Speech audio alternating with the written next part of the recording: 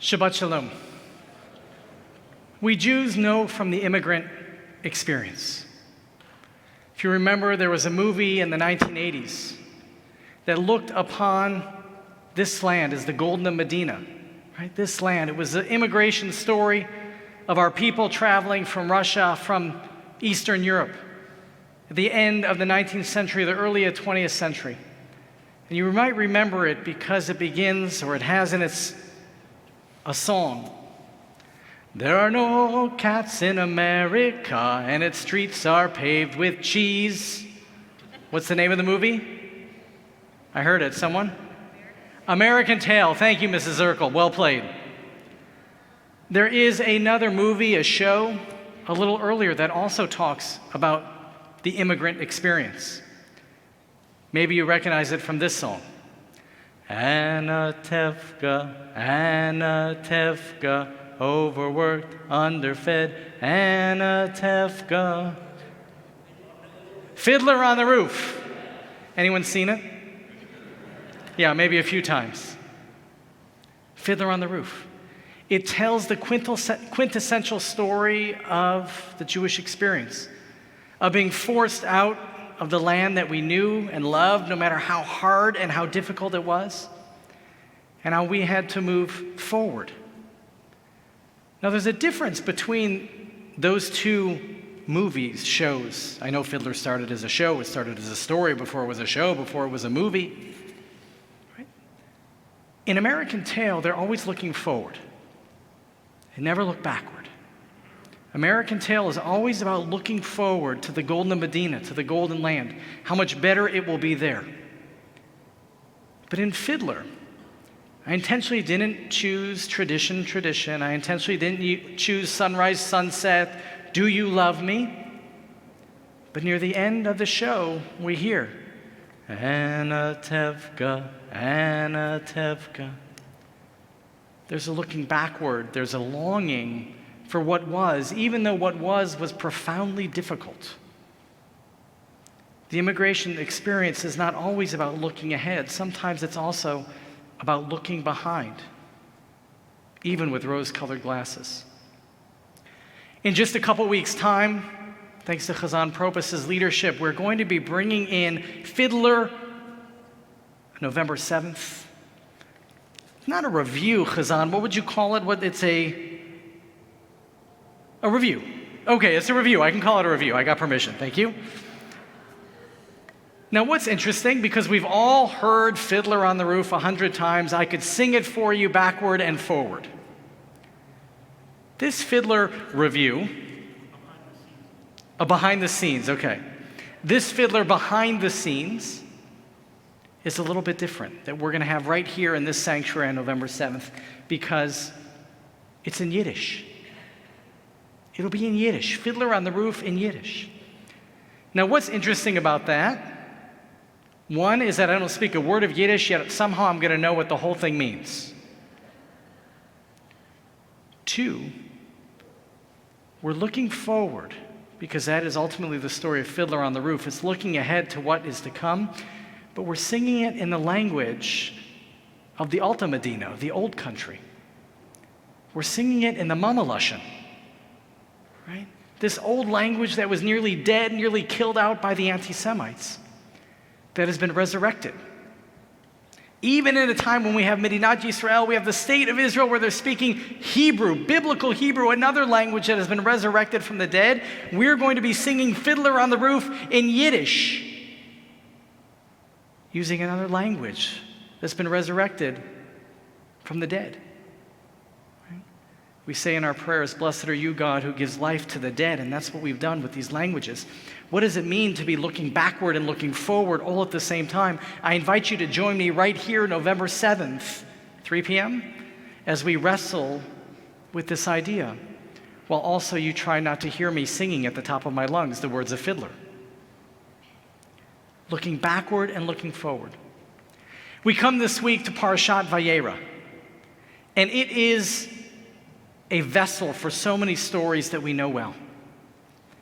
The one story that we don't often focus on, but is there, is a story that I thought I knew. It's a story that I thought I understood. And now after my learning this week, I'm not so sure, and I want to invite you to journey with me into this story. We know that Lot and his wife, the Torah calls her Mrs. Lot, right? She has no name. Lot and Mrs. Lot are told to flee from the area of Sodom and Gomorrah. And what does the angel tell them? Don't look back.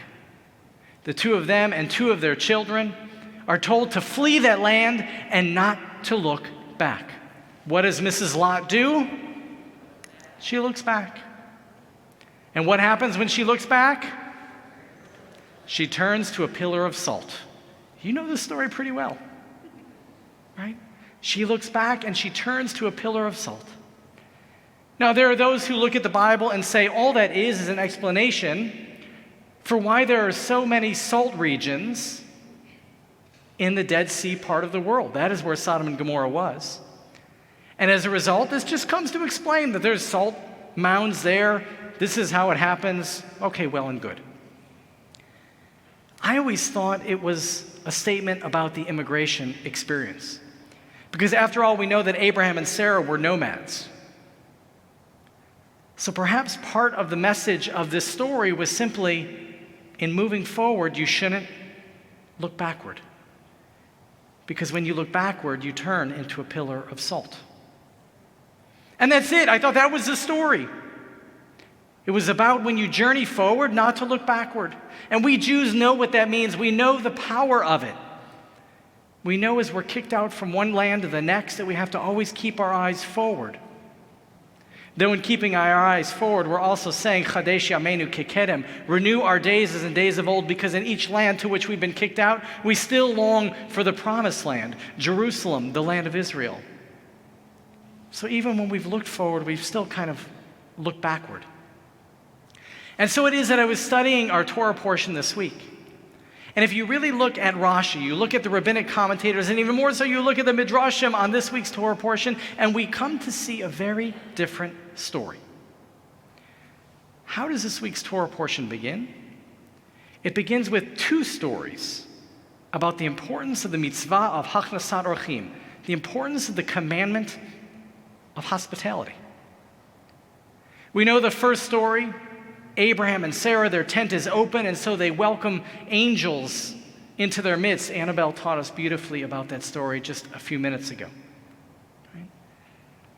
And because they were able to welcome in these angels, they heard the wonderful news that Abraham and Sarah are going to have a child, Isaac.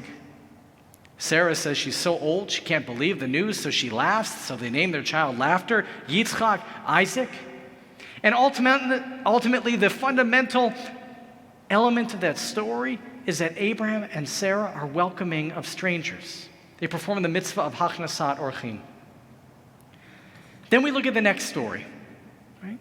We have the story of Lot and his wife and how they go down into the region of Sodom and Gomorrah. And this is perhaps the most misunderstood story in the entire Torah, because it has nothing to do with what you think it has to do with. Because the great sin of the people of Sodom and Gomorrah is that they don't welcome strangers. They treat new people, they treat immigrants poorly, abusively, violently. And as a result, those cities are condemned to destruction. Now, of course, in between those two stories, we learn a little bit more about Avram Avinu, a little bit more about Abraham, our patriarch, because Abraham argues with God, Abraham negotiates with God, and finally says, in an agreement with God, if there are 10 righteous people in that city, then the cities should be spared. There aren't 10 righteous people, so they're destroyed. But Abraham is not only welcoming of strangers, the angels who came to visit him, but he's willing to stand up for people he doesn't know. He's willing to stand up for those who are in need. He's willing to stand up for those who can't stand up for themselves. And in that way, we are the descendants of Abraham, those who pursue justice for all. But here we have these two stories. One, the profound example of how we welcome guests with Abraham and Sarah. And then immediately next to it, we have the exact opposite, the negative example. What happens to a city and a town that doesn't welcome strangers? What happens to a land that doesn't allow immigrants to enter and for us to treat them with hospitality and respect and kindness and generosity. And so there's a midrash in that text. And it comes to say that sure enough, these two strangers came to the lands of Sodom and Gomorrah. And Lot, following the example of his uncle Abraham, says we should welcome these two people to our house. We should bring them into our home. We should give them the best of what we have. We should share with them. So Lot says to his wife, to Mrs. Lot, go bring some salt. Right? We know that in the ancient world, salt was extremely valuable. And he said, I want their food well salted so that we're not just giving them the dregs of what we have, but we're giving them the very best. Well, Mrs. Lot, the Midrash names her Edith. Edith. And Edith says, I don't want to give these people the very best of what I have. I don't even want to welcome them into our home. Why are you being like your uncle Abraham? Can't we just keep to ourselves? I don't know these people. They're strange. They're different. I don't want to welcome them into my house and into my land. So what does Edith do? She goes from house to house in her neighborhood, pretending to go borrow salt, but instead spreading the information that we've got visitors in town and we don't really want them. They could be a threat.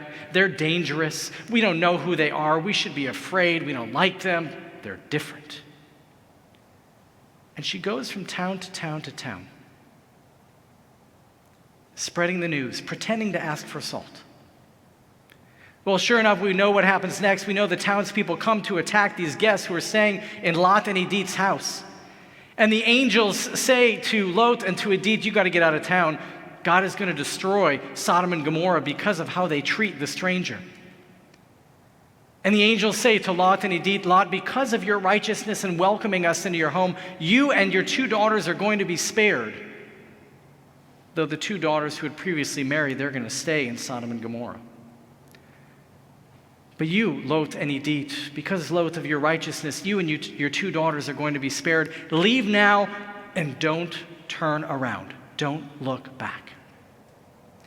Of course, they leave. And Edith is spared despite her despicableness. Edith is spared because of the righteousness of her husband, Lot. But what does Edith do? She turns around and she looks back. And so sure enough, this woman who went around spreading the rumor, the story, the information about these strangers and trying to undermine their presence in town by going from house to house, pretending to ask for salt. What does she turn into when she turns around? Salt. A pillar of salt. Now perhaps that's one aspect. The story of Lashon Hara and how she went around spreading this information and spreading this news. But perhaps there's even another layer.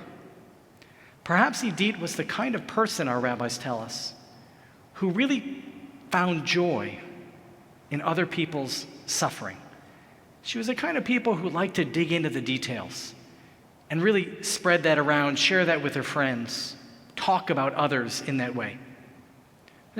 Schadenfreude? I don't know that I'm saying that right. Schadenfreude?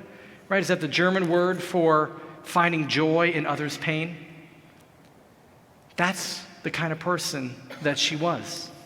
She liked to talk about others' tsuris. And so sure enough, it says in our Torah that just as Lot and Edith, Lot and Mrs. Lot were leaving town, not only could she leave all that behind, but she had to kind of turn around and look because she wanted to see their tsuris so she could again go and talk about it with others. She looked back, not as a function of memory, though her two daughters were still there in Sodom and Gomorrah. She looked back not as a function of sadness at having to leave a land, but she looked back as an element of Lashon Hara, so that she could spread all the information about people's suffering to other people, and therefore find a little joy and a little peace in her own status, because others were suffering more than she. She looked back for all the wrong reasons. What does it mean to look forward while at the same time looking back? And why do we look backward?